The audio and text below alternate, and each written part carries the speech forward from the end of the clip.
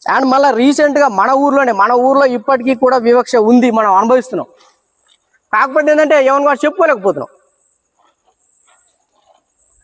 ఆ నడువుర్లోకి పోయి ఎవడైనా మనలు కూర్చోగలి ఎంతమంది కూర్చోగలుగుతాం ఒకసారి ఆలోచించుకోండి. గుండె మీద చేసుకుని చెప్పండి. మనలు సాధ్యం కాని పని. వారం రోజుల క్రితమే ఎల్లపల్లి శివాలయం కమిటీ అనేది ఒకటి గ్రూప్ క్రియేట్ చేసి దాపు మన వాళ్ళందరి పేర్లు అందులో నంబర్లు యాడ్ చేసి ఉంటాయి కొంతమంది. ఆ గ్రూప్ క్రియేట్ చేయగానే ఫస్ట్ వాడు పెట్టిన మెసేజ్, తెలుగులో పిల్లగాడు క్రియేట్ చేసినది. ఆయన పెట్టిన మెసేజ్ ఏంటంటే, శివాలయం ఎల్లపల్లి గ్రూప్ క్రియేట్ చేస్తున్నాము, దీంట్లో అందరి నెంబర్లు యాడ్ చేస్తున్నాము, అందరూ కూడా ఏంటంటే సామరస్యంగా పండగ జరుపుకోవాలి, ఏమైనా సూచనలు సలహాలు ఉంటే ఇవ్వండి. రైట్, నా నెంబర్ కూడా యాడ్ చేయబడింది దాన్ని. వెంటనే నాకు మెసేజ్ వచ్చింది, నేను దాన్ని చదివిన.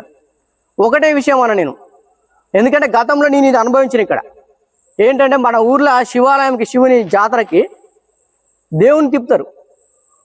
అదే రెడ్డోళ్ళు, తెలుగులు, గౌన్లోళ్ళు ఇళ్ళ వాని ఇల్లు ఊరి చివర ఉన్నా కూడా దేవుని ఆడ తీసుకొని పోతారు. అది మాల మాదిగని బజార్కి రావడానికి సాహసించారు వాళ్ళు తిప్పడానికి. ఒక 8 సంవత్సరాల క్రితం నేను ఏరియాకి వచ్చినప్పుడు అడ్డుపడ్డా.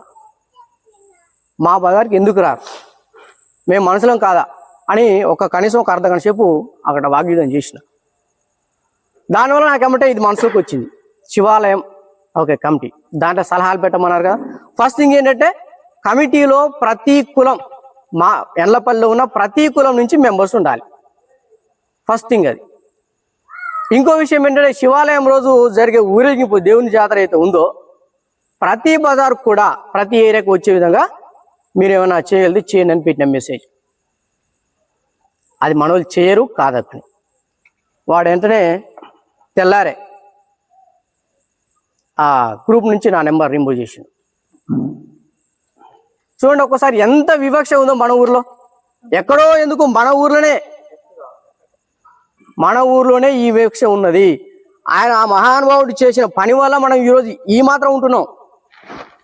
ఆయన యొక్క భావాలని, ఆయన ఉద్దేశాన్ని మొత్తం మన ముందు తరాలకు కూడా అందించాలి. మనం అందించకపోతే ఇంకో కొన్ని సంవత్సరాల్లో ఖచ్చితంగా మళ్ళీ మనకి మూతికి ముంత వెనక చీపురు కట్టే పరిస్థితులు వస్తాయి. దయచేసి అర్థం చేసుకోండి. దీనివల్ల ఇక్కడ మనం కూడిన దానివల్ల, మేము పిలిచిన దానివల్ల ఎవరికి ఏ లాభాపేక్ష లేదు. మన జాతి కోసం, మన జాతిలో చైతన్యం కోసం మనం ప్రయత్నం చేద్దామనే ఒక చిన్న కారణంతో నేను ముందుకు రావడం జరిగింది.